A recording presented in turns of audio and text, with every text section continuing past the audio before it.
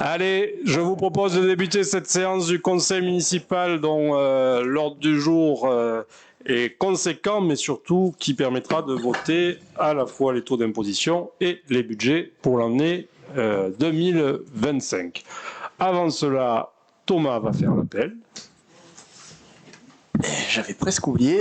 Bonsoir à toutes et à tous. Allez, Armand Rivière. Présent. Rachel Sacussi. Manuel Bourguin. Présent. Aurélie Mialon. Présente. Jean-Marie Bousquet. Présent.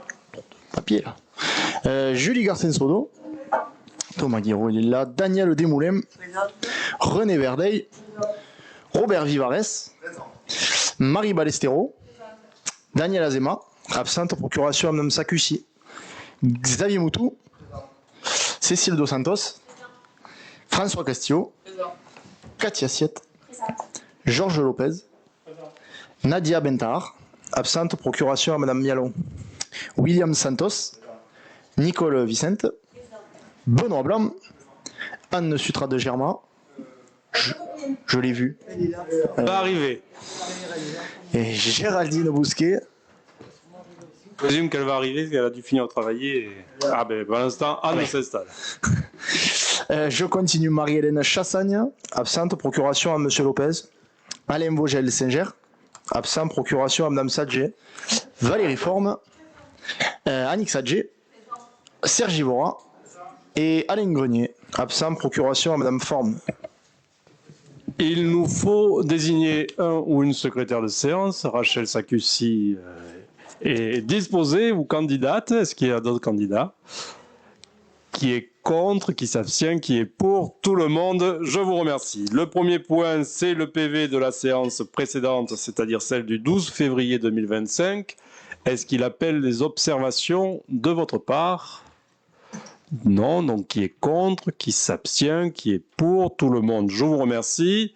Le point numéro 2 sont les délégations données ou accordées par le conseil municipal au maire. Il s'agit juste d'un changement mineur, mais de le mettre au niveau de capacité d'emprunt dont nous aurons à délibérer tout à l'heure.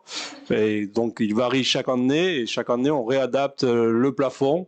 Donc c'est juste ce changement qui est dans les délégations, il n'y a pas d'autres changements. Est-ce que cela appelle des observations ou des questions de votre part? Non. Qui est contre? Qui s'abstient? Qui est pour? Tout le monde.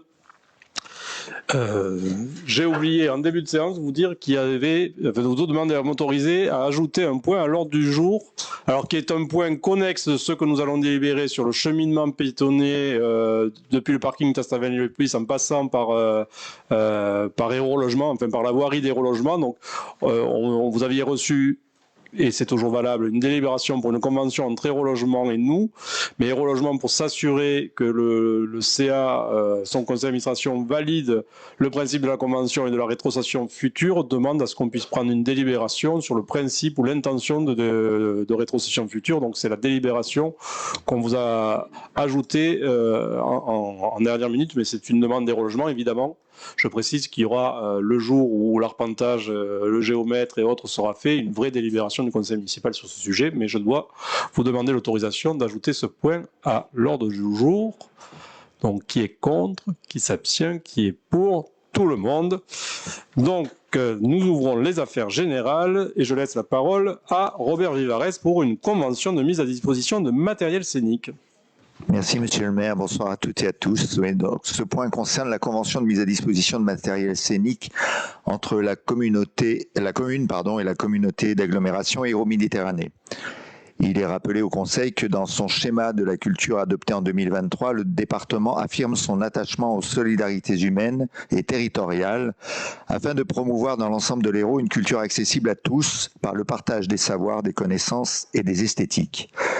Depuis plusieurs années, le département a constitué au sein de Hérault Matériel Scénique, plus connu sous le nom de HMS, un parc d'éléments techniques et scéniques de son, de lumière et de dispositifs électriques qu'il prête pour la réalisation de manifestations culturelles et artistiques dans les communes de l'Hérault. Au fil des saisons artistiques, le constat a été fait d'une disparité territoriale entre les bénéficiaires de ces prêts. En effet, en raison des distances kilométriques et géographiques, les 2 tiers des prêts sont réalisés dans l'aire urbaine de Montpellier et pour 1 tiers seulement dans les autres parties du département. De fait, aujourd'hui, les prêts de matériel ne bénéficient pas aux communes, aux EPCI et aux associations les plus éloignées du siège de HMS situé à Saint-Jean-de-Védas. Ainsi, en 2023, seules 8 associations distantes de plus de 50 km de HMS et 12 communes situées en dehors de la métropole de Montpellier ont bénéficié d'un prêt. Partant de ce constat, le département garant des solidarités territoriales souhaite rééquilibrer l'accès à ces matériels en les mettant à la disposition des établissements publics de coopération intercommunale de l'Hérault pendant une durée de 4 ans. Au terme de cette période, ces matériels seront cédés à l'EPCI bénéficiaire. Cette mise à disposition constituera une subvention en nature. La communauté d'agglomération Hérault-Méditerranée a mené une étude des besoins de son territoire pour ce type de matériel professionnel et pointu. Il apparaît que 95% de ceux-ci ont concerné des manifestations pissénoises les 2 dernières années.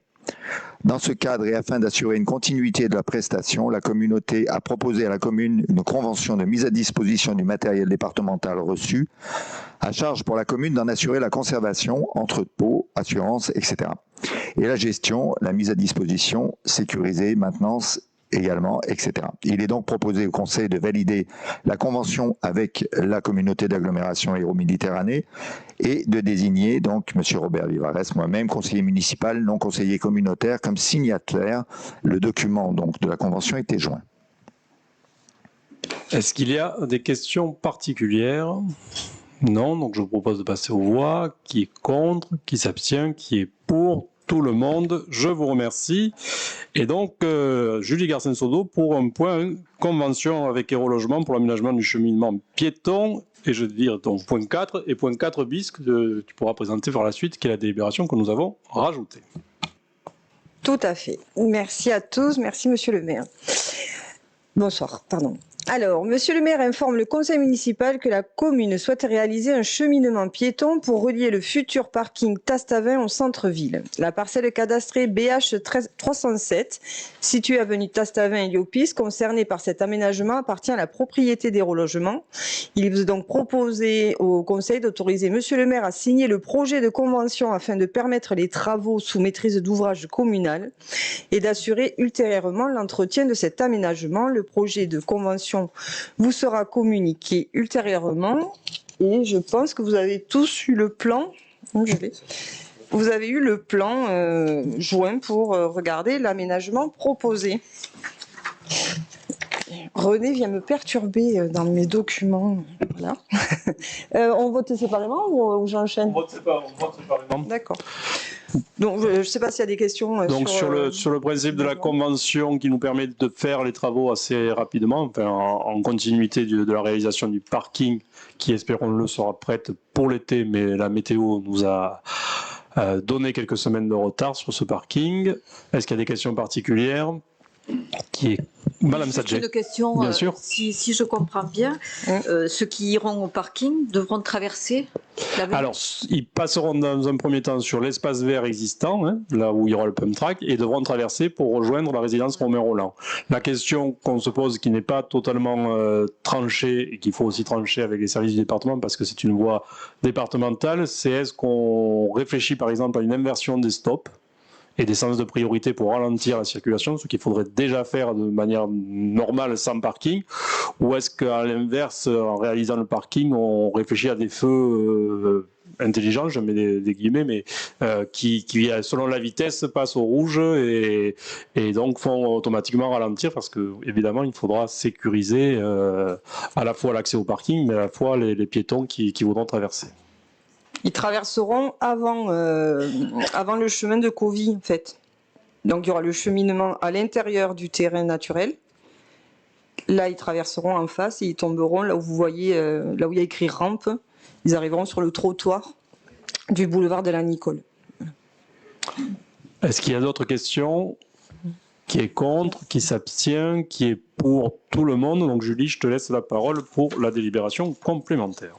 Tout à fait, puisque dans la suite, ces voiries, l'ensemble des voies de la résidence deviendront propriété de la ville. ce qui nous permettra aussi d'avoir une vue un peu plus lisible. Donc, projet de délibération, cession de voirie des résidences Romain Roland, Jean-Paul Saltre et Louis Renaud appartenant à Hérault Logement, considérant que la commune de Pézenas souhaite aménager les voies situées aux abords de la résidence Romain Roland, propriété d'Hérault Logement, notamment pour la création d'une voie piétonne en bordure de la rue Romain Roland, située sur l'actuelle parcelle BH 307, considérant que dans le cadre de ce projet, la commune a proposé à Hérault Logement d'acquérir l'ensemble des voiries de ses résidences Romain Roland, Jean-Paul Saltre et Louis Renaud situées sur les parcelles BH 57, BH 307 et BH 308 qui feront l'objet de modificatifs du plan parcellaire cadastral afin de distinguer les parcelles de voiries. Considérant qu'Hérault Logement est disposé à céder l'ensemble des voiries en question à l'euro symbolique sous réserve de l'approbation de ce projet par son conseil d'administration, monsieur le maire demande au conseil municipal d'approuver l'acquisition par la commune de Pézenas de l'ensemble des voiries des résidences Romain Roland, Jean-Paul Saltre et Louis Renaud appartenant à Hérault Logement pour l'euro symbolique et de l'autoriser à signer tout acte utile à ce sujet. Voilà.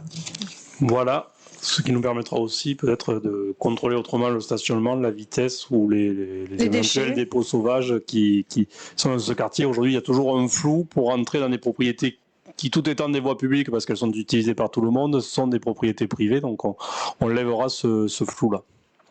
Est-ce qu'il y a des questions particulières ? Qui est contre, qui s'abstient, qui est pour tout le monde? Je vous remercie. Et Rachel Sakussi pour une convention avec la communauté d'agglomération. Merci Monsieur le maire, bonsoir à toutes et à tous. Il s'agit d'une convention cadre de tarification forfaitaire relative à la mise à disposition du système d'information géographique SIG par la communauté d'agglomération Hérault-Méditerranée aux communes membres.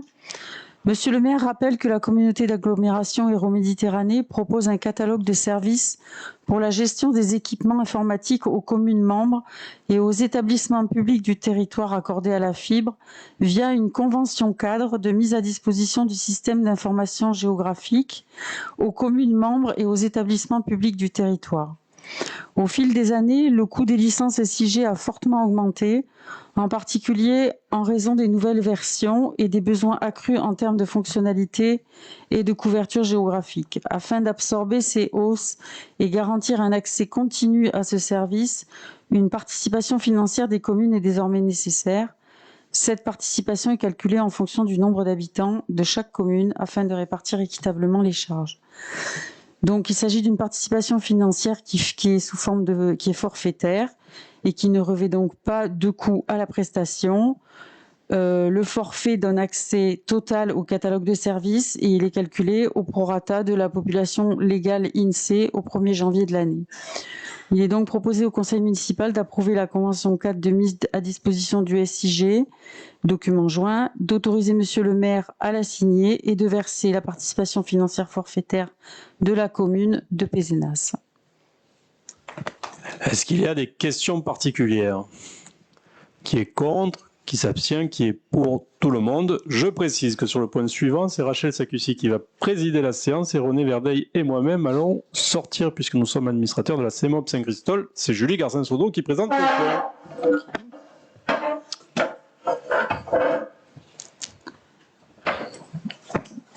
Donc le point 6, avenant numéro 1 au contrat de concession d'aménagement entre la ville et la CEMOP Saint-Christol pour la réalisation de l'opération d'aménagement Saint-Christol. Et je laisse la parole à Julie. Merci. Donc il est rappelé au Conseil que depuis la signature du contrat de concession d'aménagement le 4 décembre 2019 entre la ville et la Société d'économie mixte à opération unique, dit CEMOP Saint-Christol, le projet a été amélioré et amendé pour tenir compte notamment des demandes des services de l'État dans le cadre des demandes d'autorisation pour la réalisation de l'opération.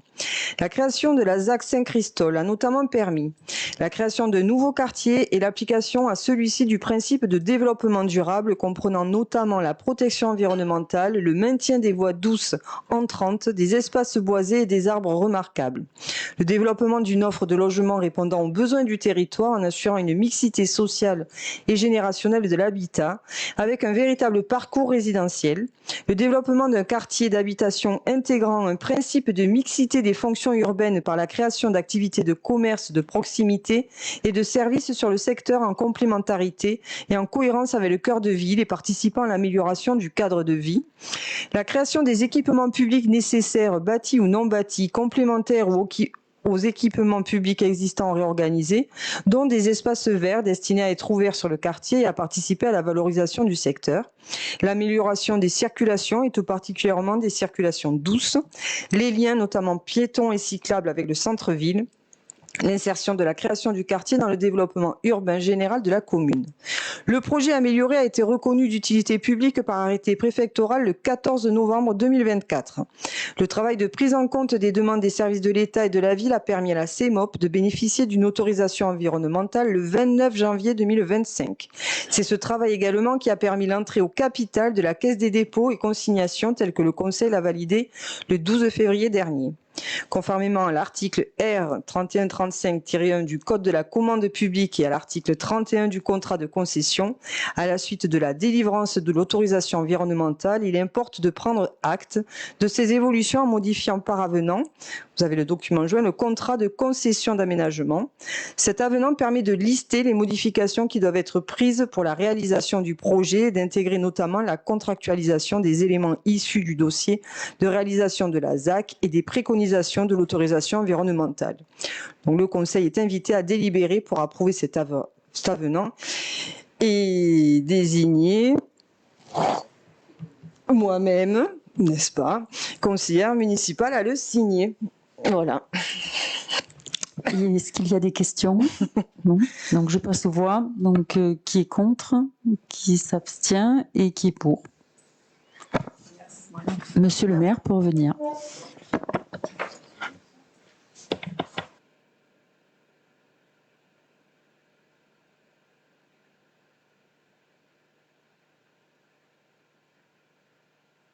Et merci. Je passe donc la parole maintenant à François Castillo pour le bilan annuel des fourrières automobiles.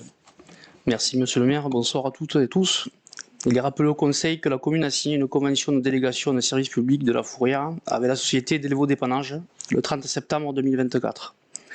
Bilan de l'année 2024, 229 fourrières automobiles, 200 véhicules ont été restitués à leurs propriétaires, 26 véhicules ont été détruits, une vente au domaine, 16 stationnements abusifs, 213 stationnements gênants.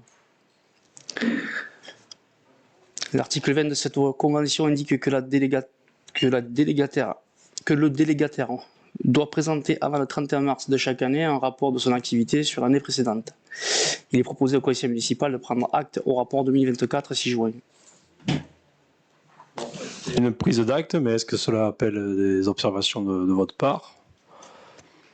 Parfait, donc nous avons pris acte de ce rapport de délégataire sur la fourrière automobile.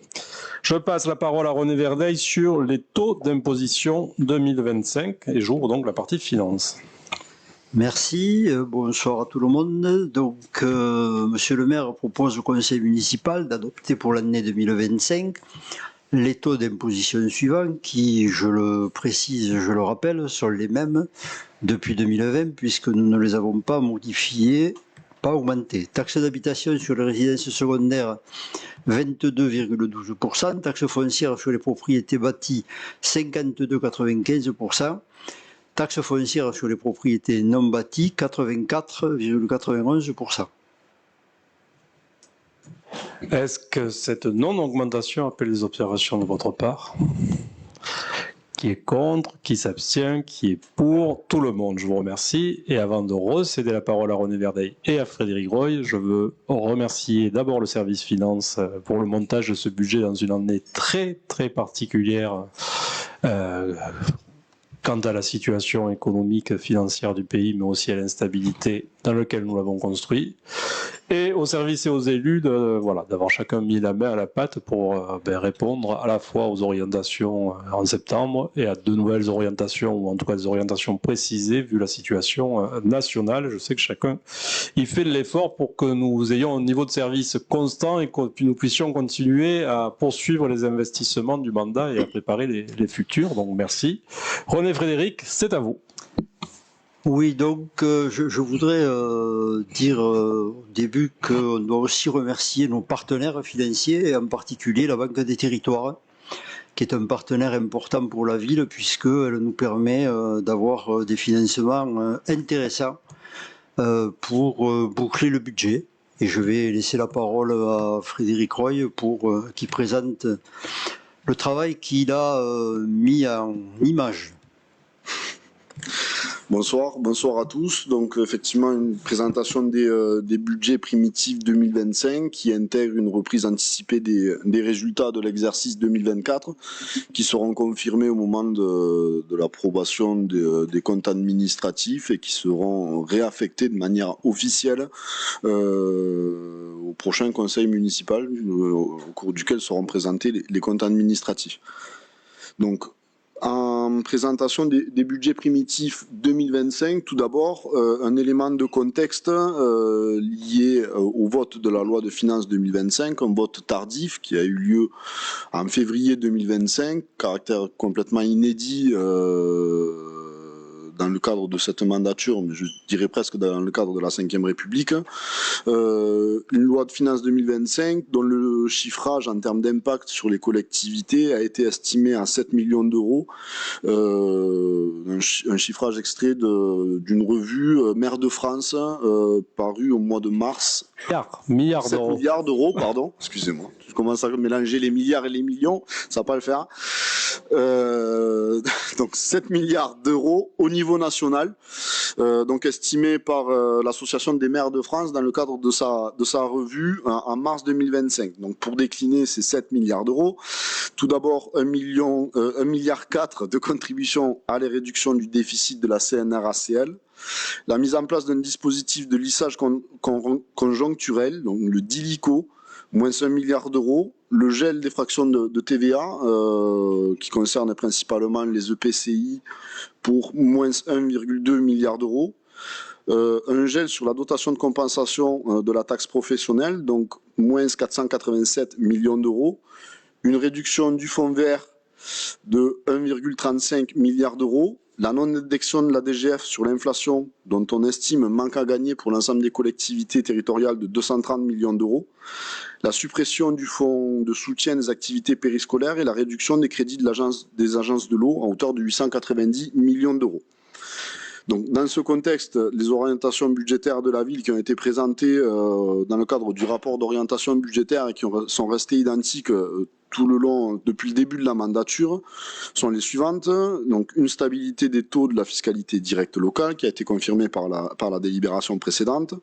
La maîtrise des coûts de fonctionnement pour préserver la capacité d'autofinancement de la commune sur le long terme. Donc, on parle de maîtrise et pas d'augmentation, puisqu'il y a des éléments, on va dire, exogènes ou extérieurs à la ville de Pézenas qui imposent une augmentation, notamment sur les charges, sur les charges de personnel.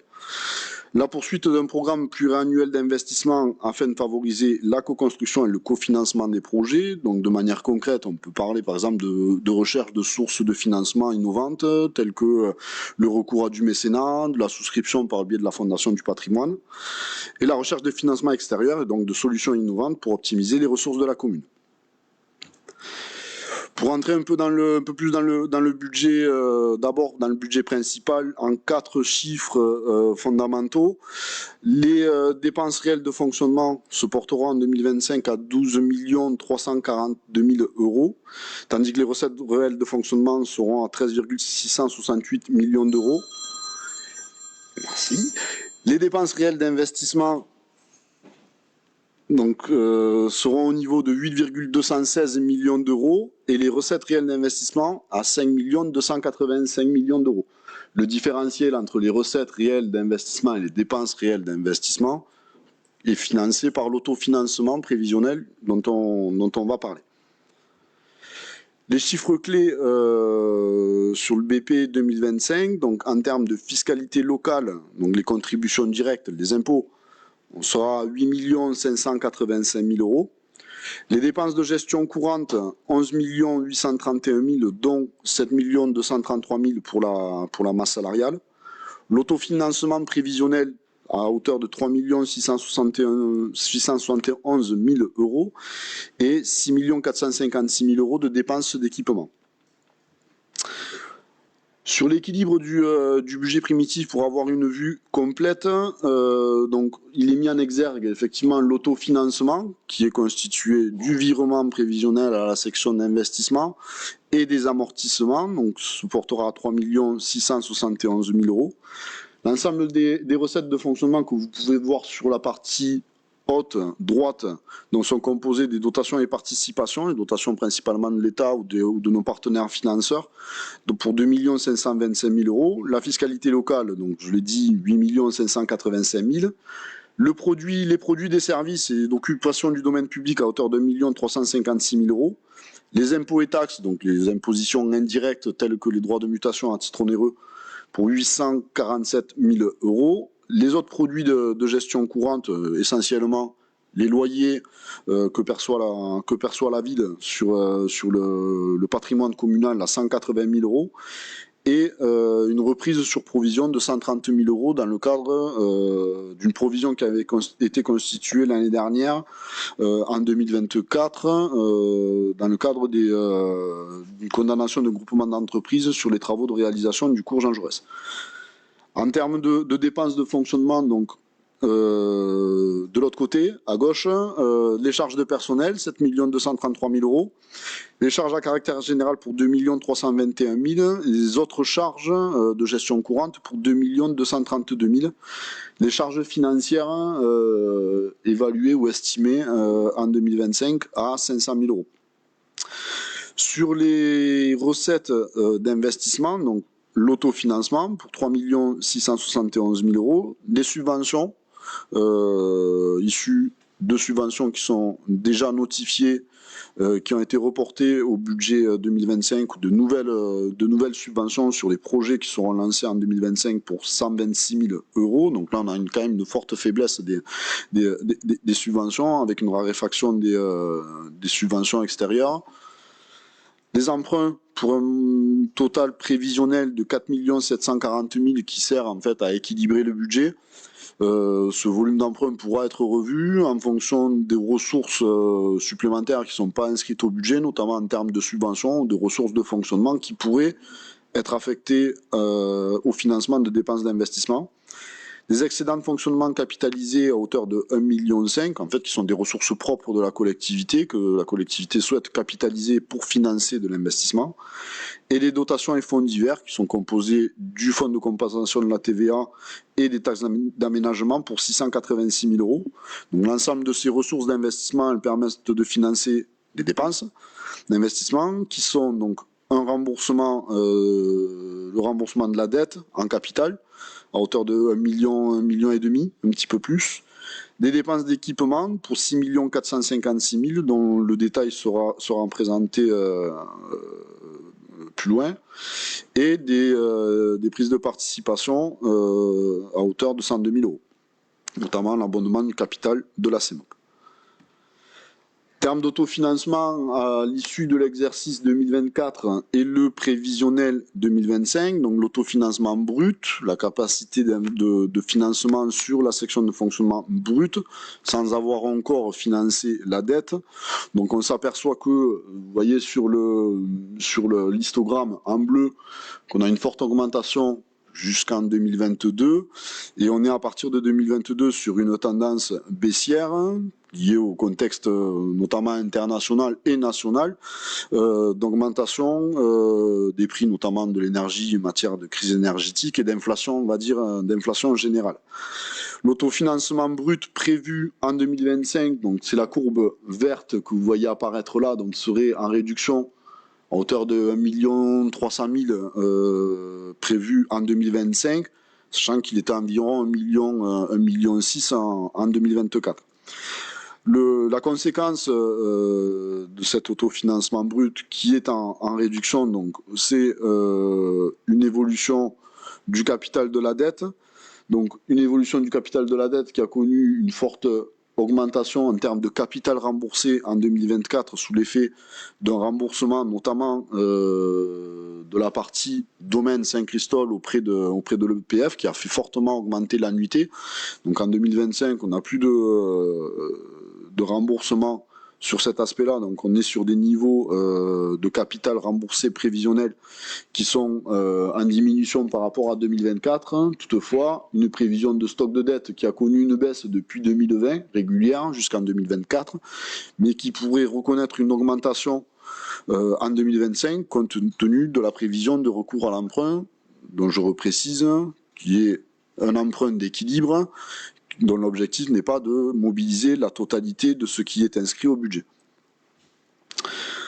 Sur la fiscalité directe, donc un rappel des taux tels qu'ils ont été présentés précédemment, donc la taxe d'habitation sur les résidences secondaires à 22,12%, la taxe foncière sur les propriétés bâties 52,95% et la taxe foncière sur les propriétés non bâties 84,91%. Donc ces taux ils permettent de produire un rendement fiscal, une contribution, donc un produit fiscal qui est décomposé de la façon suivante. On a reçu les bases prévisionnelles d'imposition au courant de la semaine dernière, donc on est sur du prévisionnel. L'État nous communique ces prévisions de base qui seront communiquées de manière définitive à la fin de l'exercice, mais c'est sur cette base qu'on construit, qu'on estime les recettes attendues au budget. Donc en taxe d'habitation sur les résidences secondaires, je ne vais pas vous parler des bases prévisionnelles, mais plutôt des produits fiscaux envisagés. Donc on serait sur 296 471 € de produits de taxe d'habitation sur les résidences secondaires. La taxe d'habitation sur les logements vacants qui a été instituée en 2021 produirait 176 720 €. La taxe foncière sur les propriétés bâties 6 795 000 € et la taxe foncière sur les propriétés non bâties à hauteur de 264 000 €. Donc un produit fiscal attendu à hauteur de 7 532 674,28 €. Le budget 2025, dans sa décomposition générale, présente donc des crédits fonctionnement, section de fonctionnement et section d'investissement confondus de 28,8 millions d'euros, quasiment 29 millions d'euros, 16 millions en section de fonctionnement pour une section d'investissement de 12 millions 8. Les trois éléments mis en exergue, donc c'est l'autofinancement prévisionnel, 3 671 000, un stock de dette au 1er janvier de l'année de 12 860 000 et des dépenses d'équipement à hauteur de 5 millions 8. Pour les recettes réelles de fonctionnement, donc à hauteur de 13 668 000 €, donc la majeure partie de ces recettes sont composées de la fiscalité locale, des impôts, à hauteur de 8 585 000 €.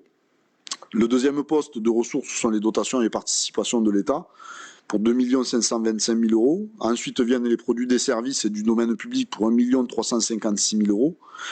Les impôts et taxes indirectes pour 847 000 € qui représentent 6% des recettes réelles de fonctionnement. Et les autres produits de gestion courante à hauteur de 180 000, 1%. Les charges de fonctionnement donc, sont composées principalement des charges de personnel pour 7 233 000 €, 59% des dépenses réelles de fonctionnement.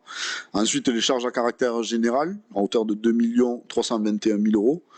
Les autres charges de gestion courante pour quasiment la même somme, 2 232 000 €, et les charges financières à hauteur de 500 000 €.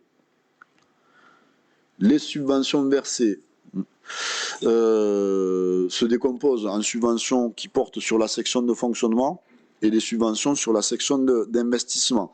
Donc envers les subventions de fonctionnement, les 4 subventions principales versées dans le cadre du budget principal sont les suivantes. Les subventions de fonctionnement versées aux associations donc une enveloppe de 240 000 euros. La subvention d'équilibre versée au budget annexe du théâtre pour 432 000 euros. De même pour le cinéma, 100 000 euros. Et la subvention versée d'équilibre à hauteur au CCAS à hauteur de 400 000 euros. En termes de subvention d'investissement, donc la participation de la ville à la réfection de la piscine communautaire, donc c'est une dotation, on va dire une subvention annuelle qui est versée par la ville à la communauté d'agglomération. Il reste encore 9 ans à rembourser la somme de 77 000 euros, puisque la ville a participé, donc participe par le biais de cette subvention annuelle aux travaux de réfection de la piscine communautaire. Et une autre subvention d'investissement prévue à hauteur de 60 000 euros dans le cadre des conventions OPA-RU pour la réfection notamment des logements, en fait, de vitrines qui sont prévues dans le cadre d'une convention avec l'ANA. Pour les budgets annexes, une présentation plus succincte et groupée. Donc, une vue d'ensemble sur les budgets annexes. Donc, sur votre partie gauche en violet, les sections de fonctionnement et les sections d'investissement sur la partie droite en vert. Donc, sur le parking, on aura une section de fonctionnement à hauteur de 805 000 euros et une section d'investissement pour 858 000 euros. Le camp hôtel, 245 500 euros en fonctionnement et 130 500 euros en investissement.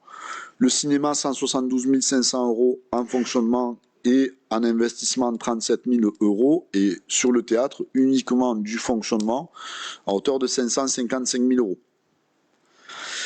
Je vais faire une présentation des projets de dépenses d'équipement inscrites au budget 2025 qui sont issus donc de dépenses nouvelles, de projets nouveaux, de continuité de projets notamment dans le cadre de l'avenue de Verdun ou de la maison consulaire, mais également les reports de dépenses d'investissement qui ont été engagés au courant de l'année dernière principalement et dont il faut assurer la continuité de paiement en 2025. La première thématique, c'est agir pour la ville et la population, avec notamment une nouvelle édition de la reconstitution historique pour 2025. Donc les dépenses prévisionnelles sur cet événement qui ont déjà été supportées en partie en 2024, mais dont le principal impact sera en 2025, se portera en termes de dépenses à 147 700 euros. Les recettes prévisionnelles à hauteur de 85 000. Sur la thématique rénover les équipements et le patrimoine, plusieurs enveloppes sont prévues. Des provisions pour l'entretien de la voirie et des bâtiments pour 110 000 euros. L'équipement informatique des écoles, donc la poursuite du plan numérique sur les écoles à 50 000 euros. On devrait percevoir une subvention encore sur l'année 2025 puisqu'on est accompagné par l'État. La subvention n'est pas notifiée, donc elle n'est pas encore inscrite au budget. D'autres subventions sont aussi en attente d'instruction ou de notification pour la ville, ne sont pas notifiées. J'y viendrai un peu plus tard, notamment sur l'avenue de Verdun. Une autre ligne, la rénovation des vestiaires du parc des sports pour 140 000 euros, pour lequel la ville a obtenu une subvention de l'Agence nationale du sport de 32 000 euros.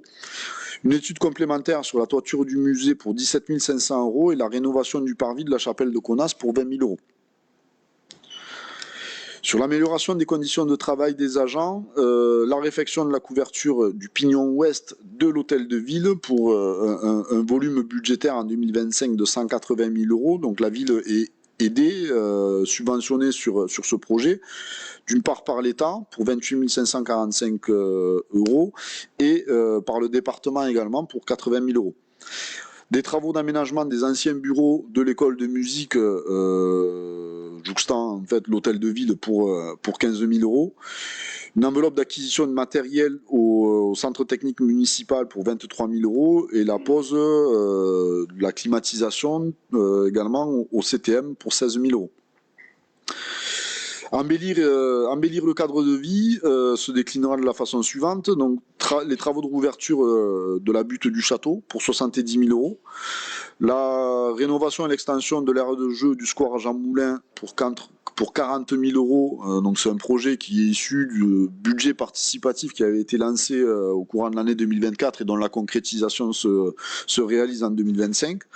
La réfection de l'ancien chemin d'Ideco pour 85 000 euros. La sécurisation des accès et de la voirie au passage des Matchou, si tout le monde situe, c'est la voirie d'accès à l'école Robert Desnos. Une enveloppe sur la vidéoprotection pour 40 000 euros et la réalisation d'une aire de service de camping-car au Camp Hôtel pour 100 000 euros.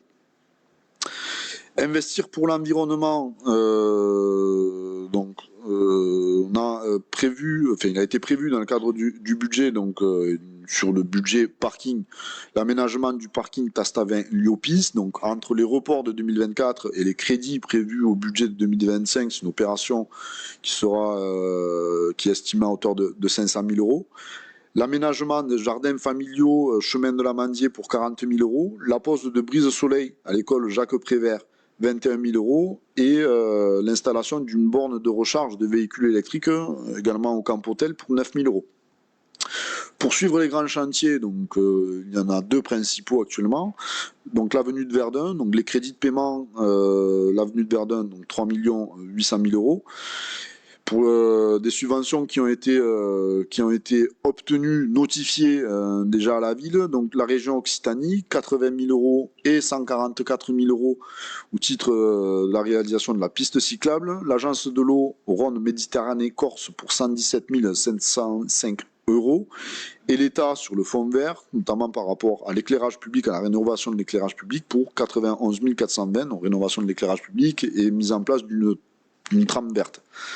Des subventions sont également en cours d'instruction, notamment auprès des services de la région qui sont gestionnaires des crédits européens, des subventions, enfin une notification de subvention ou un passage du moins en commission pour une attribution de subventions dans le cadre donc du FEDER devrait être acté au cours de la fin du premier semestre 2025. On n'a pas exactement le montant des subventions qui pourraient être attribuées à la ville. C'est la raison pour laquelle elle n'a pas été inscrit au budget primitif. Au niveau de la maison consulaire également, des crédits de paiement à hauteur de 300 000 euros, avec des subventions également obtenues de la part de la DRAC pour 60 000 euros et la région Occitanie pour 35 890 euros. Merci Frédéric, vous rendez toujours passionnant et compréhensible les finances publiques, ce qui n'est pas gagné au départ, je vous le dis, donc merci. Je crois que ça permet à tout le monde d'avoir une vue correcte du budget et après chacun peut travailler les chiffres. Le budget qui est un acte fondateur dans une année municipale ou dans l'année de la ville, de la collectivité, mais qui ne demande qu'à vivre. Donc le but n'est pas que ces chiffres-là soient figés dans le marbre et soient ceux qu'on retrouve dans le compte administratif ou maintenant compte financier unique en 2026, mais bel et bien qu'on continue à rechercher soit des pistes d'économie, soit des subventions nouvelles. Et vous saviez, et nous en avions débattu au moment des orientations budgétaires, que notamment le niveau d'emprunt était aussi justifié par le fait qu'on espérait le minorer des fonds européens que nous devrions obtenir tant sur l'avenue de Verdun que sur la maison consulaire. En tout cas pour nous, un budget qui est le dernier de ce mandat certainement, puisque les élections municipales interviendront entre-temps et c'est peut-être une autre après les élections municipales que sera voté le prochain budget, ça se restera à voir, mais un budget qui maintient le cap qu'on s'était fixé, d'abord sur la maîtrise des dépenses de fonctionnement, en rappelant tout de même qu'on a fait quand même face à quelques problématiques ou quelques augmentations exogènes, que ce soit celles qui étaient inhérentes ou issues du Covid, mais surtout de l'inflation avec la crise née de la guerre en Ukraine, et aujourd'hui des mesures qui viennent chercher d'une manière ou d'une autre dans les budgets des collectivités certaines sommes pour compenser le déficit de l'État, mais surtout des sommes qui reviendront certainement dans les années à venir, ne serait-ce que pour les cotisations retraite. On sait qu'il y aura au moins des ponctions ou des augmentations des taux de cotisation jusqu'en 2028. Le cap qu'on s'était fixé était aussi de maîtriser l'endettement, du moins de ne pas endetter davantage la ville, même si il peut y avoir des emprunts inscrits dans nos budgets, nous resterons sur quelque chose de linéaire. Nous aurons permis de baisser parce que nous aurons réglé la dette Saint-Christol, mais nous resterons sur quelque chose de linéaire pour que la ville ne s'endette pas davantage, voire diminue son endettement à la fin de l'année 2025 et dans le compte, dans le CFU 2026. De ne pas toucher au pouvoir d'achat des ménages, ça c'était aussi un choix que nous avions fixé et que la crise a renforcé. D'abord, ne pas augmenter les impôts du mandat, c'est chose désormais faite. Maintenir ou d'abord faire le choix de la cantine des 1 euro, mais continuer à le financer par la suite. Ne pas augmenter les tarifs scolaires et périscolaires ces dernières années et continuer des mesures avec des partenaires comme la mutuelle communale. Maintenir le niveau de service municipal. Il n'y a pas de fermeture aujourd'hui ou de diminution de service. Il y a eu des ouvertures confirmées d'ailleurs sous le mandat, que ce soit la Maison de la Justice et du Droit ou la nouvelle dynamique de l'espace jeune. Nous avons fait le choix de ne pas aller au-delà, c'est-à-dire de ne pas acter sous ce budget-là de nouveaux services ou d'extension de ces services-là, mais les services fonctionnent à niveau constant.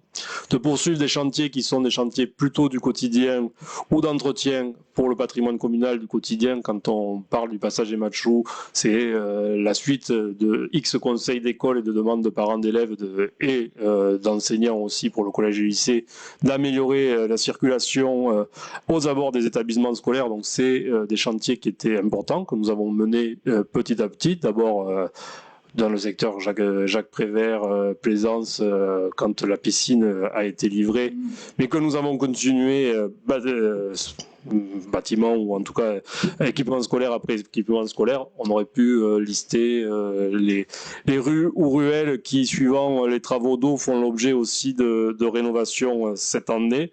Mais là aussi, c'était important et de continuer évidemment l'entretien du patrimoine communal pour ne pas prendre du retard. Ouvrir de nouveaux espaces à la population, ou en tout cas de nouvelles possibilités d'usage pour la population. Je pense à la butte du château Saint-André, je pense aux jardins familiaux, le parking périphérique qui pour nous est le symbole, ou en tout cas la volonté d'utiliser autrement la voiture en ville, qui doit s'ajouter à d'autres possibilités, mais qui permet aussi de pouvoir se garer aux entrées de ville et de fréquenter la ville autrement qu'en voiture. Et après de pouvoir déboucher sur des cheminements piétonnés aussi ou cyclables, d'avoir et de continuer une politique d'animation pour l'attractivité du centre-ville qui cette année s'illustre particulièrement avec la reconstitution historique. Mais il suffit de voir le week-end dernier le Dédale de Molière, dans 15 jours les Marinières, le Printemps et autres pour savoir que cette politique d'animation continue est toujours d'actualité. On trouvera d'ailleurs, en discutant tout à l'heure, si vous délibérez ainsi, pour la demande de subvention, aussi des moyens d'accompagner ces festivités sur l'espace public en les sécurisant mieux et en réduisant nos dépenses de fonctionnement. On aura un débat ou une demande de subvention tout à l'heure sur des bloqueurs de route, justement, pour qu'on puisse mieux sécuriser et moins faire intervenir nos agents. Des chantiers aussi ambitieux, je pense évidemment à la réfection de l'avenue de Verdun, qui principalement est la justification du niveau d'emprunt que nous mettons dans le budget. Je pense aussi quand même aux chantiers menés sur le patrimoine communal, parce que le chantier sur la maison consulaire, c'est aussi, une fois le clos et le couvert fait, la possibilité d'imaginer quelque chose sur les étages de la maison consulaire en lien avec les métiers d'art, les formations et avec d'autres partenaires. Il faudra aller chercher des partenaires pour réussir ce projet. Les partenaires évidemment associatifs locaux qui s'intéressent au patrimoine et à ces thématiques-là, mais je pense évidemment à la communauté d'agglomération. Le projet Saint-Christol qui devrait démarrer cette année. Pour les partenariats, évidemment, le premier d'entre eux, même s'il faut toujours remercier région, département, État, parce que souvent on pense que pendant un moment uniquement les collectivités locales pouvaient nous soutenir, mais nous avons obtenu certaines subventions de la part de l'État ou de la part d'organismes nationaux comme la CAF. Mais je pense à la communauté d'agglomération qui encore lundi en conseil communautaire a à la fois voté une aide pour l'avenue de Verdun, alors que quand même elle met quelques millions sur les réseaux d'eau sur cette même avenue, mais surtout a fait le choix de porter le pilotage ou d'assumer le pilotage du futur port de décharge multimodal pour mettre à la disposition l'ingénierie de la communauté d'agglomération, mettre à la disposition de la ville, et on devrait porter ensemble, je l'espère assez rapidement, un projet de zone d'activité économique. Et la particularité, je crois, que nous avons bien développé sous ce mandat, c'est l'écofinancement privé. Je ne sais pas s'il faut mettre des guillemets à privé, mais des formes de partenariat public-privé, que ce soit dans le mécénat de compétences qui nous permet ou qui nous a permis quand même de rénover une partie des statuts de l'itinéraire Bobby-la-Pointe dès 2022, mais qui est aussi du partenariat, du mécénat financier, soit directement en soutien à la politique culturelle de la ville, soit sur des chantiers comme nous avons pu, Jean-Marie, le signer l'autre jour devant la chapelle de Kaunas de réflexion où directement des entreprises locales viennent nous soutenir, et évidemment les souscriptions aussi qui sont certes qu'une goutte d'eau dans l'océan budgétaire qu'on a souvent à affronter, mais qui prouvent aussi qu'il y a de l'imagination possible pour financer nos projets, et d'autres partenariats que j'appelle public-privé, comme la chapelle des pénitents de la rue Victor Hugo, qui j'espère en juin viendra ravir tout le monde. Mais on s'était fixé un cap, et je crois que ce budget-là, encore malgré les difficultés, le maintient, et il faudra le maintenir dans les années à venir, et on sait que ça passe par la maîtrise des dépenses de fonctionnement pour pouvoir continuer à investir pour Pézenas. Madame Sadje. Bonsoir. Je voulais remercier les services pour la rédaction de ce projet qui, j'en doute pas, a dû être très compliqué. L'État se désengage, mais la commune a su créer une dynamique avec Saint-Christol. Vous allez accueillir de nouveaux habitants, ça va peut-être un peu oxygéner aussi, permettre l'oxygénation des finances de la ville.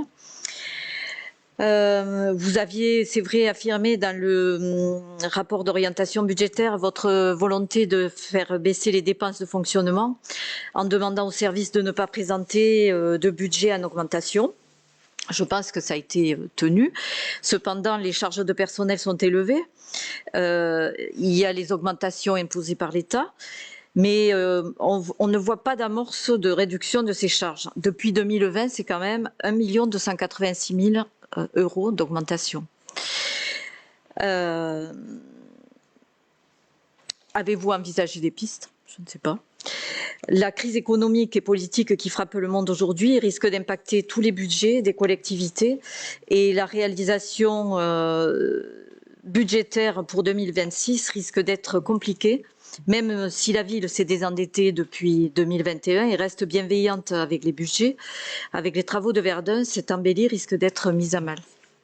On revient à 2025, la section d'investissement bénéficie d'un bon autofinancement et des subventions. Alors si je ne me suis pas trompée, vous arrivez pratiquement à 1 million d'euros. Les emprunts de 2,2 millions et le reste des recettes, le budget d'investissement, donc vous l'avez dit, à 12 800 000 euros. Vous avez fait des choix d'investissement dont certains se sont imposés parce que c'était des priorités, des urgences, et puis dans leur grande majorité, ils sont tous dans l'intérêt des Picénois, donc la ville organise aussi des animations qui visent à dynamiser le centre-ville tout au long de la saison, donc pas de raison pour nous de voter contre ce budget. Même si l'on regrette un peu qu'il n'y ait pas de ligne budgétaire en faveur des commerces qui sont vraiment en péril face à des travaux d'une ampleur quand même exceptionnelle avenue de Verdun, et surtout ampleur dans le temps, surtout la partie qui ne sera livrable que sur la fin d'année. L'état de la route n'engage pas à circuler en plus sur cette partie. Il y a beaucoup de nids de poules. Quand il pleut et les dernières intempéries n'ont pas arrangé cette voirie. Et les riverains se plaignent aujourd'hui, lorsqu'ils sortent de chez eux, de se retrouver non pas face à un trottoir, mais souvent à un trou béant. Et même les grandes surfaces ne sont pas épargnées. On sent qu'ils ont réduit la voilure en matière de fonctionnement. Peut-être que ces décisions vont leur permettre de sauvegarder leur commerce, mais tous n'ont pas cette possibilité. Voilà. Merci. Quelques éléments de réponse. D'abord sur les dépenses de personnel. Il y a des choix politiques que j'assume faits en début de mandat. Je pense à la création de la MJD, où il fallait mettre un temps plein. J'ai l'habitude de penser que un temps plein, c'est 35 000 euros. C'est schématique, mais c'est à peu près ça. Après, évidemment, ça dépend le niveau du temps plein. La relance de la politique jeunesse, il a fallu effectivement faire des choix où le confort aussi, enfin le renfort de la police municipale, qui a aussi été des choix de début de mandat, de sécuriser ou en tout cas de conforter certains services et d'en ouvrir d'autres. Cette année, si on prend le budget 2025, l'augmentation des dépenses de personnel, c'est uniquement les cotisations que l'État nous impose et un changement sur l'URSSAF aussi imposé par l'État, c'est-à-dire que ce que vous demandez, est-ce que des efforts sont faits? Les efforts sont faits, mais ils sont annihilés par les dépenses, par les choix de l'État, qui en plus se sont reproduits les années avant, même s'ils n'étaient peut-être pas dans les mêmes proportions ou pas aussi présentés de cette manière, mais le point d'indice, l'augmentation du SMIC, alors qui sont des mesures sociales que je défends, évidemment, à plusieurs titres, puisque je viens aussi de la fonction publique, donc c'est le côté bipolaire parfois des élus, mais quand je suis fonctionnaire, effectivement, quand le point d'indice augmente, j'en comprends la logique et je le soutiens. Par contre, l'État aurait pu imaginer aussi des mesures compensatoires quand il a fait certains systèmes de rattrapage alors qu'il avait gelé depuis des années, mais là aussi, dans le chiffre que vous annoncez, effectivement, l'État y est pour beaucoup, outre les choix politiques que nous avons faits. Et je peux vous dire qu'en permanence, et c'était un des objectifs qu'on s'était fixé entre le débat d'orientation budgétaire aujourd'hui dans une note de cadrage budgétaire bis ou complémentaire, c'est demander non pas forcément des efforts au service, mais des pistes d'économie. Et on s'aperçoit que les services ont évidemment avancé des idées sur l'année qui vient, mais se projettent aussi dans les années futures pour mieux fonctionner, alors pas forcément avec moins de moyens, mais en essayant de toujours mieux mutualiser et de réfléchir à chaque départ ou à chaque changement, quels sont le volume de services qui rendent à la population et quels sont le volume d'agents qu'on met à côté de ces volumes de services. Donc là aussi, je veux les remercier. Ce que vous donnez sur Verdun, alors j'ai fait le même choix que mes prédécesseurs sur le fait qu'il n'y ait pas de commission d'indemnisation. Je pense encore, là je ne rejette pas la porte, ça n'existe pas sur d'autres, mais à mon avis là aussi il y aurait pas de réflexion nationale à avoir sur des fonds communs d'indemnisation qui pourraient être délivrés. Mais si on veut que les communes de taille moyenne, modeste, et au budget que vous connaissez assez serré fassent des travaux d'investissement, ils peuvent pas payer de tous les côtés, si je peux m'exprimer ici, sur ce que vous nous dites sur la bande actuellement de circulation. Effectivement, l'entreprise mandatée y revient souvent, mais ça reste une bande de chantier. En avril, mais on devrait vraiment basculer sur un seul côté, donc on sera quand même sur un système de roulage mieux. Et sur la sécurisation du chantier, nous avons encore demandé la semaine dernière à l'entreprise qui est mandatée pour cela de faire des efforts, non pas forcément pour que les gens se retrouvent devant des trous béants, mais pour qu'ils n'aient pas accès au chantier, s'ils n'ont pas à y avoir accès. On aura d'ici l'été, de toute façon, toute une partie de l'avenue Verdun, à la fois toute une partie faite, tout un côté de trottoir. Là, on y sera réellement à l'été, et là, quand même, la moitié qui sera livrée, donc on ne sera plus que sur un tiers de travaux, et de nouvelles habitudes vont pouvoir commencer à se prendre. Voilà ce que je pouvais préciser. Est-ce qu'il y a d'autres questions ou interventions sur le budget? Qui est contre, qui s'abstient, qui est pour? Tout le monde. Je vous remercie pour cette unanimité. Alors, les subventions de fonctionnement aux associations, c'est Thomas Guiraud qui va les présenter. On va essayer de faire quelque chose de simple, tout en appliquant la loi ou un principe de sécurité juridique, où vous savez que les élus qui sont membres d'associations, logiquement, ne doivent pas prendre part au vote sur la subvention, même quand elle est infime. Donc Thomas va essayer de vous présenter par bloc, culture, patrimoine et autres, en sortant les subventions ou les associations que nous voterons individuellement pour que les élus ne prennent pas part au vote, mais celles où il n'y a pas d'élus, qu'on puisse les bloquer, les voter en bloc et pas passer tout le monde un par un. Ça avait été plutôt long l'année dernière, sachant que tout le monde évidemment a accès au tableau des subventions. Il n'y a pas de choses cachées. Thomas, tu y vas et quand tu seras membre d'une association, c'est moi qui l'annoncerai. Allez, comme disaient les hyènes du roi lion, soyez prêts. Alors, on démarre sur les subventions culture. Donc on vote le bloc culture, donc je vous ferai juste après donc les associations dont des membres sont ici présents. Alors le bloc culture, donc qui est contre, qui s'abstient et qui est pour. Ok. Alors ensuite donc on va prendre donc les amis de Bobby Lapointe, Eddie Bobby, donc Julie Garcin ne prendra pas part au vote. Qui est contre, qui s'abstient et qui est pour. Que je me trompe pas. Tant d'Expo qui est ici, donc Benoît Blanc et Anne Sutra Desgerma qui ne prendront pas part au vote, qui est contre, qui s'abstient, qui est pour.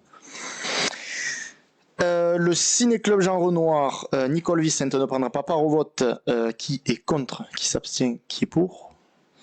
Très bien. L'ami Rondella, donc, alors Alain Grenier n'étant pas ici, il y a donc Karma Rivière qui ne prend pas part au vote, qui est contre, qui s'abstient et qui est pour. Ça, c'est pour le bloc culture. Et là, attention, le bloc patrimoine, on y va. Première, je fais la première. Voilà, exactement. La première qui est Luz Machus, Thomas Guiraud, Jean-Marie Bousquet, Katia Siette ne prennent pas part au vote. Qui est contre, qui s'abstient, qui est pour tout le monde. Je relaisse la parole à Thomas. Allez, donc pour la calendrier des Pouinettes, donc Marie Ballesteros ne prend pas part au vote. Qui est contre, qui s'abstient et qui est pour.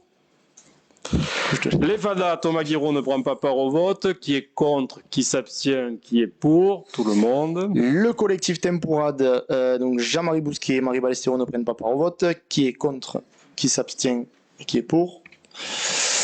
Je sais plus, j'en suis. Les amis de Pézenas. Alors, donc ici ne prennent pas part au vote Armand Rivière, Jean-Marie Bousquet, René Verdet, Nicole Vicente et Serge Ivora. Qui est contre, pardon. Qui s'abstient et qui est pour. Donc l'association Métiers du Bois, donc Musée de la Porte, donc Serge Ivora ne prendra pas part au vote. Qui est contre, qui s'abstient et qui est pour. Les amis de Poulain, Thomas Guiraud, Katia Siette et Xavier Moutou ne prennent pas part au vote. Qui est contre, qui s'abstient, qui est pour tout le monde. Concernant les subventions scolaires, on peut voter tout le bloc entier. Donc qui est contre, qui s'abstient et qui est pour. Très bien. Alors les subventions sport, dans un premier temps, donc le bloc entier sans le reste. Donc qui est contre, qui s'abstient et qui est pour. Le reste, on enlève déjà le Stade Picénois où Thomas Guiraud et Nicole Vicente ne prennent pas part au vote. Un match avec Thomas et Nicole, je veux voir ça quand même moi. Je le dis, je pense que à l'entrée, on doit pouvoir faire des billets. Stade Picénois qui est contre, qui s'abstient, qui est pour tout le monde. Le Vélo Club Léo Lagrange, donc René Verdet ne prendra pas part au vote, qui est contre, qui s'abstient et qui est pour. Et le Rando Club Picénois, donc Robert Jarez ne prendra pas part au vote, qui est contre, qui s'abstient, qui est pour. On passe donc aux subventions solidarité. Donc on va voter dans un premier lieu le bloc. Subvention solidarité qui est contre, qui s'abstient, qui est pour. Très bien. À l'intérieur de celui-ci, donc nous avons Stop Racisme où Anne Sutra de Germain ne prendra pas part au vote. Qui est contre, qui s'abstient, qui est pour. Le Secours Populaire, Nicole Vicente ne prendra pas part au vote. Qui est contre, qui s'abstient, qui est pour. Très bien. Nous passons aux associations d'économie locale. Donc ici, alors je vous fais voter le bloc en premier lieu où il n'y a qu'une seule association. Donc qui est contre, qui s'abstient et qui est pour. Ensuite, concernant Invino, où Georges Lopez ne prendra pas part au vote. Qui est contre, qui s'abstient, qui est pour. Ok.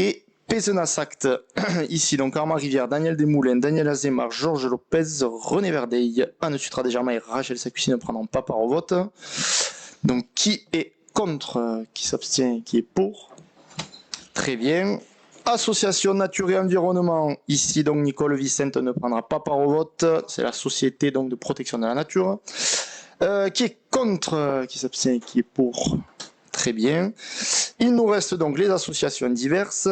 Donc le bloc associations diverses qui est contre. C'est bon? Oui, Qui est c'est bon. contre? Qui s'abstient? Qui est pour? À l'intérieur de celui-ci, donc, nous retrouvons l'association Perspective, où donc Anix Adjet ne prendra pas part au vote. Qui est contre? Qui s'abstient? Qui est pour? Ensuite, nous avons l'association Allégria, où donc Aurélie Mialon, Daniel Desmoulins, Nicole Vicente, François Castillo et Georges Lopez ne prendront pas part au vote. Qui est contre? Qui s'abstient? Et qui est pour? Et enfin, donc, pour l'association Jumelage TAM, Robert Villares ne prendra pas part au vote. Qui est contre? Qui s'abstient? Et qui est pour? Très bien, je vous remercie, nous avons fini pour le fonctionnement seulement. Nous allons passer aux subventions événementielles. Ça ira un peu plus vite parce qu'il y a moins d'associations. Et c'est toujours Thomas qui le présente. Très bien. Alors, je vous rappelle juste des formules d'usage. Donc, concernant le fait que plusieurs associations de la commune ont sollicité l'attribution d'une subvention événementielle pour participer au financement de manifestations spécifiques organisées sur la commune. Donc, Monsieur le maire propose au conseil municipal de soutenir financièrement l'organisation de ces manifestations qui concourent pleinement à l'animation de la commune et à son rayonnement. Donc, les subventions événementielles proposées, établies sur la base du budget prévisionnel de chacune des manifestations, seront versées sous réserve de la réalisation effective de l'événement, bien évidemment.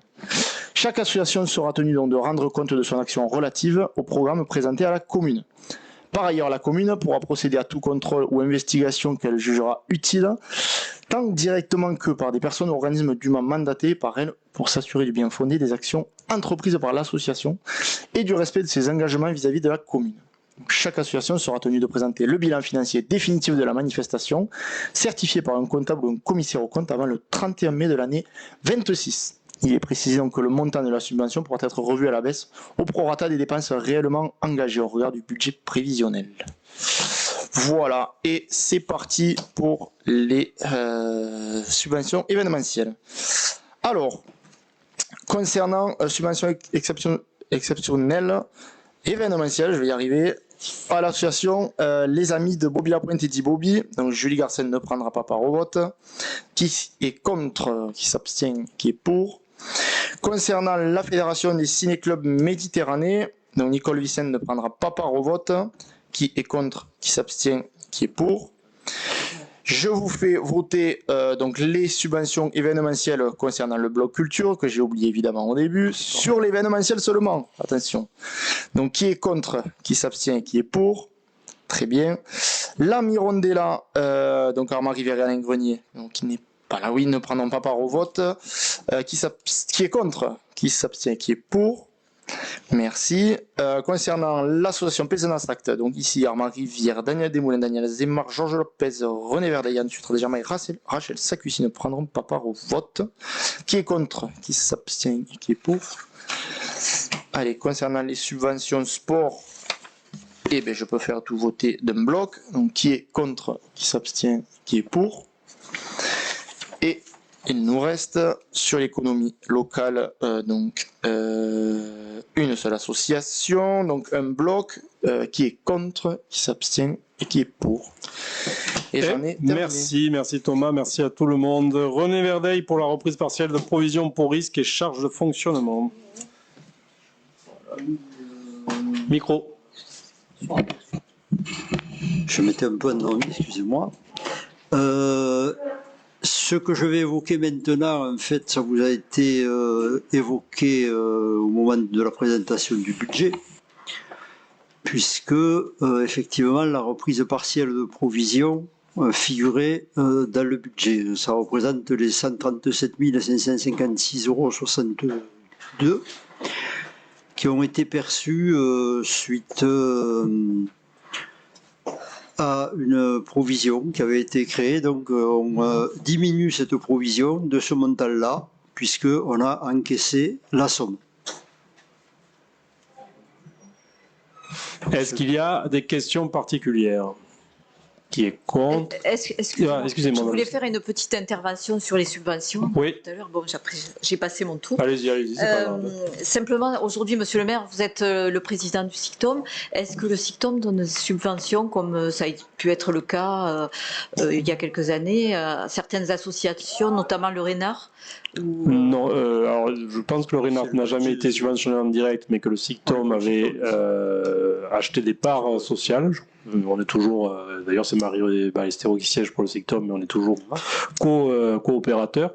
Pour le reste des subventions directes, je ne crois pas qu'il y en ait, parce que le SICTOM aussi, dans les premières années du mandat, où je n'étais pas président, a fait des choix financiers, ou en tout cas d'organisation financière, pour pouvoir tenir une trajectoire. Il y avait à Radio Pays des Roues, je crois, et la Mirandella aussi. Non, aujourd'hui le SICTOM ne fait pas. C'était pas d'abord son cœur de métier. Enfin, le SICTOM reste un syndicat de traitement des ordures ménagères. Donc, Enfin, il peut aussi subventionner, décider pour la ville, comme peut-être il en faisait pour Agde, hein, je ne sais pas. je ne sais pas s'il en faisait pour Agde ou pas, mais il y a 57 communes au SICTOM. Donc s'il doit aller subventionner toutes les associations de 57 communes... Non, pas toutes, mais voilà. Des associations qui sont quand même... Non, la communauté d'agglomération le fait, enfin, sur certains dispositifs, mais le SICTOM ne le fait pas. Du coup, sur la question que nous a présentée René Verdet avec la reprise partielle, est-ce qu'il y a des questions? Qui est contre? Qui s'abstient? Qui est pour? Tout le monde, je vous remercie. Il faut réviser l'autorisation de programme sur le financement des travaux de la traversée urbaine, donc de l'avenue Verdun. Toujours René Verdet? Oui, monsieur le maire, la révision de l'autorisation de programme, je précise concernant l'avenue de Verdun, ne porte pas sur une augmentation de l'autorisation de programme, mais simplement compte tenu du décalage par rapport au crédit de paiement d'un ajustement. Cette précision étant faite, vous avez le tableau. Est-ce qu'il y a des questions particulières? Qui est contre? Qui s'abstient? Qui est pour? Je vous remercie. De même, une révision d'autorisation de programme pour les travaux de la maison consulaire, René. Oui, et donc tout ça ayant été vu dans le cadre du vote du budget qui a été fait précédemment, c'est des ajustements sur les crédits de paiement par rapport au budget qui a été présenté tout à l'heure. Oui, notamment parce que les travaux ne sont pas linéaires dans le centre historique. Enfin, les années du centre historique ne sont pas les années budgétaires pour faire les travaux, et qu'il fallait aussi coller à la demande de subvention que nous avons fait auprès des fonds européens. Est-ce qu'il y a des questions particulières? Qui est contre? Qui s'abstient? Qui est pour? Tout le monde. Julie Garcin-Sodo pour une aide aux commerçants sur la mise en valeur et la rénovation de leur façade. Merci, voilà un sujet que vous connaissez bien, comme quoi nos façades se rénovent. Alors, dans le cadre de la Convention Europa-RU 2023-2028 avec l'Agence nationale de l'habitat, la communauté d'agglomération Euroméditerranée et la région Occitanie, ainsi que de la délibération du 6 mars 2024 par laquelle a été mis en place un dispositif d'aide pour les travaux de ravalement de façade et la prime en faveur de la qualité architecturale des projets de rénovation, un dossier est proposé à ce jour pour le vote de la subvention de la commune en complément de l'aide de la CAM. Donc c'est la SCI Pascal, représentée par Madame Anne Bourlère, propriétaire de l'immeuble situé au 7 rue Albert-Paul Aliès. Dans ce cadre du dispositif de la subvention façade, il convient de verser à la SCI Pascal une subvention de 4 800 11 euros, représentant la prime qui vient en complément des aides de la CAM pour la mise en valeur de la façade. Elle s'élève à 25% du montant montant de l'opération qui est à 2 247,50 euros et à laquelle il est rajouté la prime commune forfaitaire de 2 000 euros puisque nous sommes dans le secteur classé, que ce sont des menuiseries bois qui sont exigées, je le rappelle, dans le secteur classé, ce sont des menuiseries bois. Le montant total de la subvention s'élève donc à 6 811 euros. Merci. Est-ce qu'il y a des questions particulières? Qui est contre? Qui s'abstient? Qui est pour? Tout le monde. Et à nouveau pour des aides aux commerçants pour l'action vitrine, Julie? Exactement, donc toujours dans le même sujet, mais là on passe sur un commerce. Donc c'est Madame Fabre Audrey, gérante de la SARL Fabrimo, propriétaire du commerce situé aux 10 places de la République. Donc dans le cadre du dispositif de la prime à l'action vitrine, il convient de verser une somme à la gérante de la société, une subvention de 1 865,25 euros représentant la prime qui vient en complément des aides de la CAM pour les commerçants.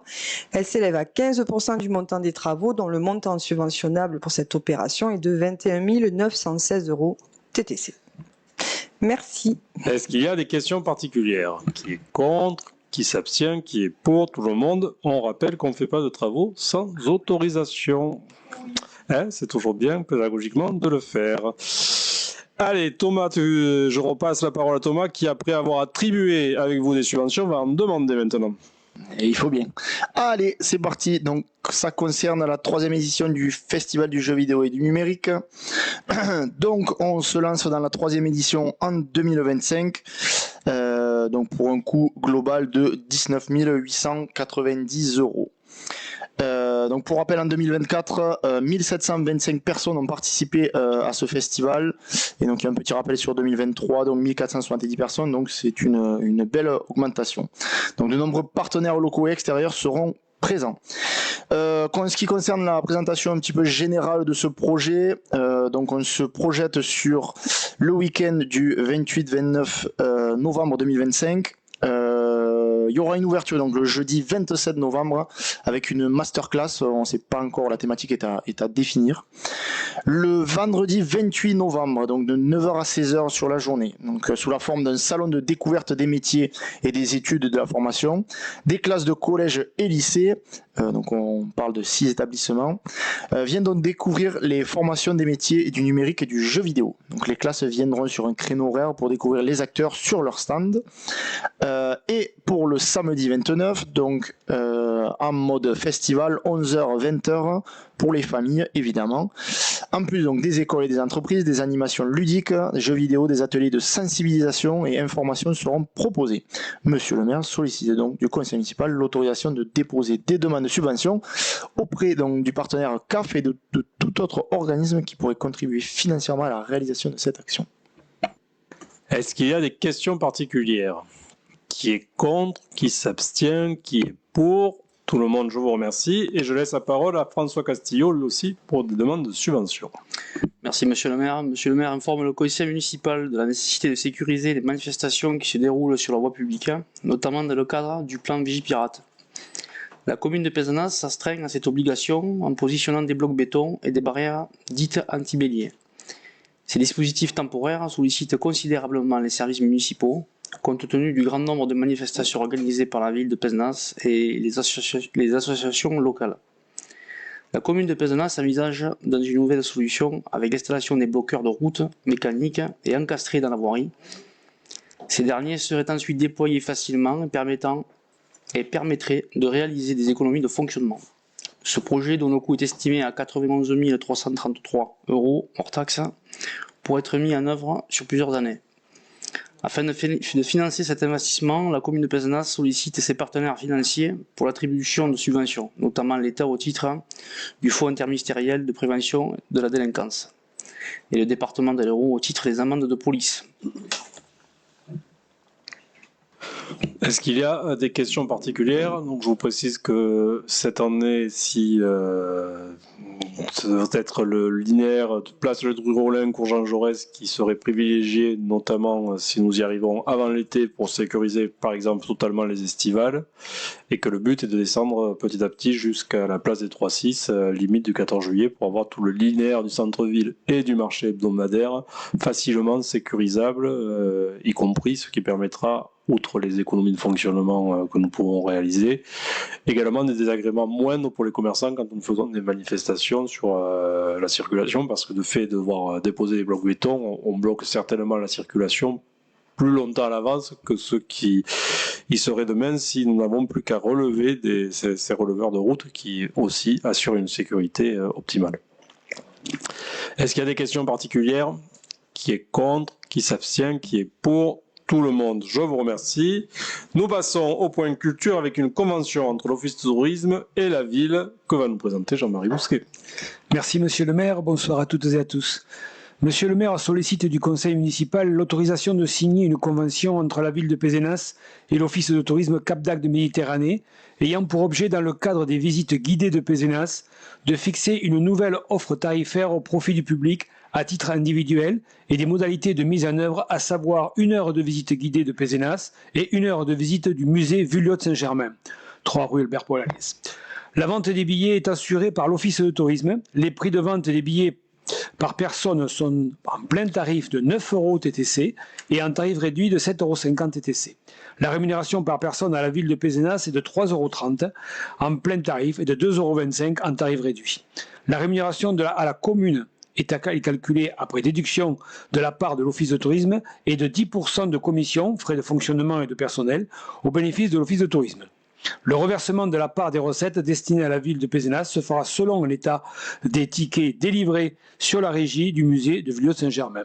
6 dates sont programmées entre le 23 avril et le 29 octobre 2025, hors juillet et août, et le nombre de participants maximum par départ de visite est fixé à 25, tout tarif confondu. Monsieur le maire propose au conseil municipal d'approuver la convention susmentionnée et de l'autoriser à la signer. Est-ce qu'il y a des questions particulières? Qui est contre? Qui s'abstient? Qui est pour? Tout le monde, je vous remercie. Pour la partie domaine et patrimoine, je laisse la parole à Julie Garcin-Sodo sur un échange de terrain ou sur le début, en tout cas une délibération de principe avec la SAS Castelsec. J'avais plié. Pardon. Alors, attendez. J'arrive. C'est la veille? C'est la veille. Absolument pas. J'ai pas les lunettes, en plus je suis vieille maintenant. Voilà. Alors, il est rappelé au Conseil que celui-ci a validé le 5 juillet 2023 des sessions vente avec la SA Castelsec. SAS, non, il n'y a pas de SA. Dans le double objectif de conformer le cadastre à la réalité d'occupation du terrain, de faciliter les travaux de la traversée urbaine. En fait, je rappelle, c'est là où il y avait l'ancien Carrefour, n'est-ce pas? Donc, il y a Super U. Dans les discussions avec la SA Castelsec, il avait été envisagé que celle-ci profite du chantier pour aménager également ses terrains de manière à améliorer l'attractivité des commerces dans une réalisation en adéquation avec la requalification de l'avenue de Verdun. Pour des raisons qui lui sont propres, la société n'est pas en mesure de donner suite à cette hypothèse. Donc, pour la commune, cette non-réalisation posait un double problème de finition du chantier en limite de parcelles privées, dénivelé n'était pas traité, et de sécurisation des potentiels accès entre l'espace public et les terrains privés. Donc une négociation a été menée pour récupérer une emprise d'environ 775 mètres carrés sur les parcelles BM 338, BM 437, 337 et 435. La négociation porte sur un échange de terrain entre cette emprise et les 160 mètres carrés qui avaient fait l'objet déjà en conseil municipal, donc sans surcoût pour la collectivité. C'était en 2023. Le conseil est par ailleurs informé que le coût de cet aménagement sur cette emprise supplémentaire est absorbé dans le budget général de l'opération. Merci au maître d'œuvre. L'acte de vente interviendra après que les travaux aient commencé. Donc la société Castelsec ayant donné son accord pour une intervention des entreprises sur ces terrains de manière à ce que l'arpentage corresponde parfaitement à l'emprise de chantier, le conseil sera ainsi à nouveau saisi lorsque le projet d'acte sera défini. Il est donc proposé au Conseil d'annuler les délibérations du 23 et 24, les délibérations numéro 23 et 24 du 5 juillet, et d'autoriser Monsieur le maire à mener les procédures et négociations en vue de l'acte de cession par échange de terrain. Voilà. Et donc évidemment, on fait les travaux en même temps que notre côté, parce que c'est plus facile d'arracher et de sortir vers nous que de venir sur leur parking, ce qui causerait beaucoup plus de désagréments. Voilà. Est-ce qu'il y a des questions particulières? Pas du tout. Oui. Trop bien compris, mais... Non, il s'agit en fait, on va faire les travaux qui étaient prévus sur une bande qui au départ n'était pas propriété de la commune, donc il s'agit de récupérer cette bande-là qui est la bande qui longe le parking de Carrefour aujourd'hui, même une partie quand on va vers Picard et compagnie, enfin Super U, excusez-moi, j'aurais pu dire Mont-Laur, certains auraient compris. Champion, enfin je peux tous vous les passer. Et nous avions délibéré il y a quelques mois dans cela pour des rachats et échanges de terrain parce que il se trouve que le privé était sur le public sur le privé. Donc dans cet échange de terrain-là, on rajoute cette bande qui va devenir une bande réellement publique, ce qui réglera aussi des questions d'entretien futur des espaces verts qui seront plantés là et qui nous conservent la logique linéaire et le nombre d'arbres plantés sur l'avenue de Verdun. Sinon, on aurait eu des problèmes de niveau et des choses pas spécifiquement esthétiques. Ça n'a pas de surcoût en tant que tel sur le chantier parce que l'enveloppe qui est destinée à ça, on a réorganisé le chantier pour qu'elle puisse être absorbée et qu'il y a eu quelques petites économies réalisées. Il faudra qu'il y ait une autre délibération, un moment avec les limites précises qui sera juste un peu ce que nous avons fait tout à l'heure avec Aérologement et une réactualisation pour bien dire qui est chez qui et qu'il n'y ait plus de problème parce qu'on s'était aperçu, mais c'est le fruit de l'histoire, qu'il y avait des parties de places de stationnement qui étaient sur le domaine public et il s'agissait pas évidemment de dire poussez-vous de là, on arrive, on va vous supprimer le stationnement existant ou je ne sais quoi. Donc avançant dans le chantier, il faut régulariser cette partie-là pour qu'on puisse faire les travaux chez nous finalement et enfin, que ça devienne chez nous, qu'on y fasse les travaux et que demain chacun selon ses compétences, ceux qui ont les espaces verts, ceux qui ont de la voirie puissent l'entretenir. Voilà. Qui est contre, qui s'abstient, qui est pour, tout le monde. Je vous remercie. Et Rachel Sacussi pour un superbe cadeau qui nous est fait. Il va rouler, on ne sait pas combien de temps, il va rouler. Donc le point 21, c'est restitution d'un véhicule à la commune de Pézenas et autorisation de signature du procès verbal de restitution. Monsieur le maire rappelle que lors du transfert de la compétence eau et assainissement, les biens relatifs à la gestion de cette compétence ont été mis à disposition par la commune de Pézenas à la communauté d'agglomération Hérault-Méditerranée. Aujourd'hui, il apparaît que certains de ces biens ne sont plus utiles à la gestion de la compétence et la communauté d'agglomération propose une restitution à la commune de Pézenas du bien suivant. C'est un véhicule fourgon de marque Nissan, modèle Primastar, immatriculé BA 845 KJ. Il est restitué à la mairie le 25 novembre 24 avec un kilométrage de 182 526 km. Il appartient au conseil municipal d'autoriser monsieur le maire à signer le procès verbal de restitution de ce bien. Voilà une procédure légale surtout, parce qu'il y a des questions particulières sur ce fourgon, qui est contre, qui s'abstient, qui est pour, tout le monde. Jeunesse et sport, Thomas Guiraud avec des modifications dans le règlement intérieur du conseil municipal des enfants et des jeunes. Tout à fait. Allez, monsieur le maire, présente au conseil municipal une modification du règlement intérieur du CMEJ, cette fois-ci. Donc créé lors de la séance du conseil municipal du 17 juillet 2024. Alors, donc, je ne vais pas vous présenter les articles qui sont modifiés, simplement pour vous dire que ces modifications, elles sont proposées afin que d'autres jeunes puissent postuler en cours de mandat via une candidature spontanée. Voilà, le précédent règlement ne permettait pas cette configuration-là. Donc c'est pour permettre aussi de maintenir une dynamique de groupe en cas de démission d'un jeune élu, notamment en cas de départ anticipé, voilà, qui pourrait être lié à la vie étudiante ou à des jeunes, voilà, pour des jeunes qui sont actuellement en terminale, qui vont certainement partir. Voilà, c'est pour prévoir cette modification-là. Est-ce qu'il y a des questions particulières?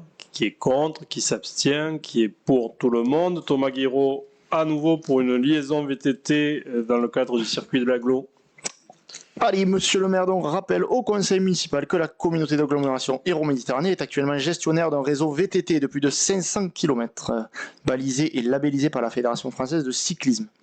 2 itinéraires de ce site VTT traversent notre commune, selon un tracé défini, le circuit numéro 9, ce qu'on appelle le Pays de Caux, et le circuit numéro 10, entre Vignes et Fleuve. Magnifique. Monsieur le maire informe le conseil municipal que la communauté d'agglomération requalifie et aménage son réseau VTT. Et il est maintenant doublement labellisé VTT et Gravel pour les puristes. Il a changé de nom, anciennement appelé espace VTT FFC. Voilà, il s'appelle donc désormais espace VTT Gravel, FCC numéro 138, Cap d'Agde de Méditerranée. 3 nouveaux circuits vont également venir rejoindre ce réseau, dont un sur Tourbe. Voilà, donc ce circuit sera relié au circuit numéro 10, passant sur Pézenas, par une liaison qui sera balisée dans les 2 sens. Donc cette liaison traversera notre commune selon un tracé défini au plan, donc si annexé, en empruntant une partie de la voirie communale. Le gestionnaire dans la communauté d'agglomération assurera le balisage de cette liaison ainsi que l'obtention des documents juridiques et administratifs parmi lesquels la présente délibération. Par ailleurs, la sécurité des usagers devra être assurée sur ces itinéraires. Il est demandé aux communes concernées de prendre les mesures nécessaires à cette fin. compte tenu de l'intérêt que présente le passage de cet itinéraire dans le cadre de la mise en valeur et de la découverte de notre commune. Donc, monsieur le maire propose au conseil donc d'émettre un avis favorable à la création de cette liaison, donc reliant Tourbe à Pézenas, d'autoriser donc la communauté d'agglo et ses représentants prestataires à installer donc sur les tronçons de ces itinéraires le mobilier de balisage nécessaire à la signalisation, donc l'information et la réglementation, de s'engager sur les itinéraires ainsi adoptés afin d'éviter les confusions et à ne pas baliser ou autoriser le balisage ou le rebalisage, ça fait beaucoup de balisage, d'autres circuits à l'exception de ceux ayant reçu l'accord du gestionnaire de l'itinéraire. Et donc d'autoriser monsieur le maire à signer toute pièce nécessaire à la poursuite de cette affaire. Est-ce qu'il y a des questions particulières? Qui est contre, qui s'abstient, qui est pour tout le monde et les ressources humaines, donc Benoît Blanc, d'abord avec le point 24. Merci Monsieur le maire. Donc il est rappelé que depuis le 1er janvier 2023, la collectivité est assurée pour les risques statutaires via un contrat d'assurance et que ce contrat expire donc au 31 décembre 2025. Monsieur le maire expose également l'opportunité de confier au CDG de l'Hérault le soin d'organiser une procédure de mise en concurrence en vue de ce renouvellement. L'opportunité pour la collectivité de pouvoir souscrire un ou plusieurs contrats d'assurance couvrant les risques statutaires, que le CDG de l'Hérault peut souscrire un tel contrat pour son compte si les conditions obtenues donnent satisfaction à la collectivité et que l'adhésion au contrat d'assurance entraîne l'adhésion à une mission facultative. Il est proposé au Conseil de décider que la collectivité donne mandat au centre de gestion de la fonction publique territoriale de l'Hérault pour le lancement d'une procédure de mise en concurrence. La collectivité a la faculté de ne pas y adhérer. Le contrat groupe devra couvrir les risques qui ont été listés juste après et que les contrats donc sont prévus pour une durée de 4 ans avec un effet au 1er janvier 2026 par le régime de la capitalisation. Si nous souhaitons donner suite, cela donnera lieu à une délibération ultérieure. Est-ce qu'il y a des questions particulières? Qui est contre? Qui s'abstient? Qui est pour? Je vous remercie. Benoît, toujours le point 25 sur l'attribution d'une occupation précaire. Oui, il est exposé au Conseil que l'activité du camp hôtel repose sur l'existence d'une astreinte continue. Du fait de cette astreinte, le responsable de la structure bénéficie d'un logement dit de service. Le poste d'adjoint au responsable a fait l'objet d'une publicité et l'agent recruté à la différence de ses prédécesseurs n'est pas un résident pissénois. Afin de permettre un fonctionnement optimum des services, la commune souhaite donc que l'emploi d'adjoint responsable du camp hôtel puisse bénéficier d'une occupation précaire avec astreinte, telle que prévue par les articles du Code général de la propriété des personnes publiques. L'agent doit verser une redevance à 50% de la valeur locative réelle. Par convention et compte tenu de la situation particulière du camp hôtel, cette redevance sera fixée à 350 € par mois et l'avis du CST a été requis le 1er avril 2025. Il est donc proposé au Conseil de faire bénéficier à l'emploi d'adjoint au responsable du camp hôtel l'occupation précaire d'un logement situé dans l'enceinte du camp hôtel, avec astreinte, avec une redevance de 350 € incluant la participation au fluide. Est-ce qu'il y a des questions particulières? Qui est contre? Qui s'abstient? Qui est pour? Benoît, toujours avec une première modification du règlement intérieur. Et effectivement, la collectivité souhaite étendre le cycle de travail estival des agents du CTM aux agents de maintenance et d'installation sportive qui relèvent du service des sports. Ces agents travaillent également en dehors, sans abri, et exercent un travail particulièrement physique.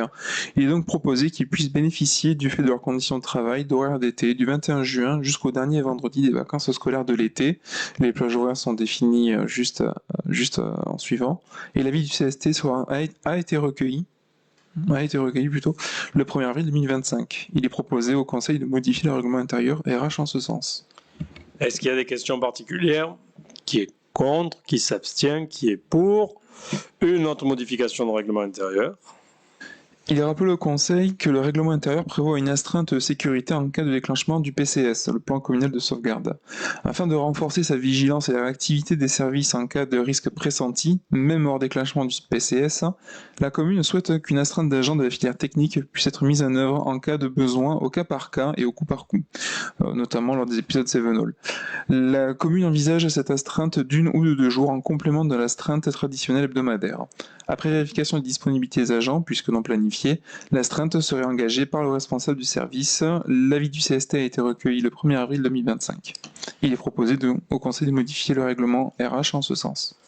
Est-ce qu'il y a des questions particulières? Oui, Madame Sadje. Oui, j'avais parlé la dernière fois de la prévention des personnes qui sont en zone inondable, les avertir quand l'Hérault déborde ou la Peine.